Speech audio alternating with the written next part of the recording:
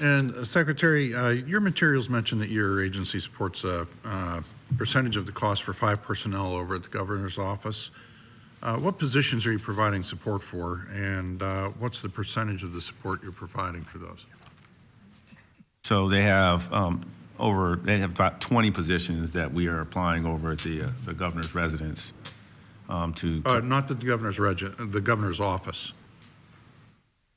I can get back to you on the specifics of the personnel. I don't know that off the top of my head. Okay, I'd appreciate that. You're also requesting $1.5 million for the transfer to the state insurance fund. Can you explain how those funds are going to be used? Yeah, so for any claims under $1 million, so these are for like settlements if something should happen, so we use the funds for that. So we have about $1.5 million that we're requesting for those purposes. And that's just for property settlements, or what? That doesn't include like lawsuits against the governor or anybody in the executive branch, nothing like that, right? I don't know the details of those settlements, but I believe it's for property value underneath $1 million, but I don't have the full scope of what we pay out underneath that particular line item. I'd like to find out what the scope is on what that is. I do want to compliment the police here. They're doing a fantastic job, by the way. One of the things I would recommend to former law enforcement, and also being up at the municipal police officers training, they've got a new taser glove that when it comes to controlling unruly behavior, it's a lot less. You're not standing there pointing a gun. It looks better on camera if they just walk up and they just take the person's hand or grab them by the shoulder or the elbow. They've got greater control, less opportunity for the officer or the individual to get injured.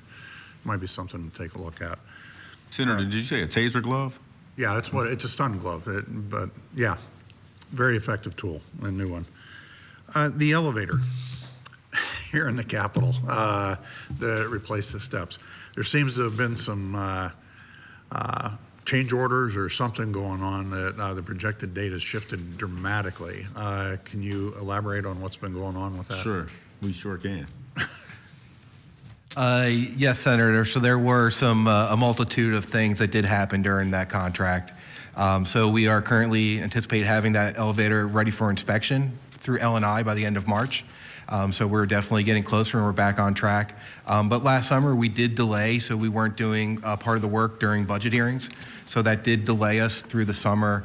And then we did have contractor performance issues, yes. Which we had to work through, which required another outage that we couldn't get completed until the beginning of December. We got that outage completed and now we're back on track. But we did work through some things that we caused and some things that we're holding the contractor accountable for. Okay, and are we, the escalator and stuff like that, the removal of that, do we have a timeline on how that's going to be going? So as soon as we're complete with the elevator, we'll start scheduling the work on the escalator. So again, we'll probably wait until after all of the budget season stuff. So it will be a loud process, dusty process. So we do want to make sure that we prioritize the operations of the Capitol complex over construction of that very central part. And just to clarify it, you've got a new contractor doing the work on the elevator right now, and is it a different contractor doing the final work on it?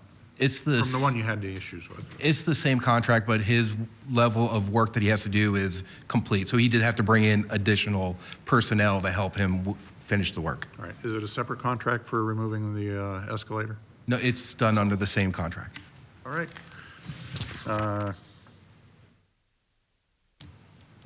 Thank you, Chairman.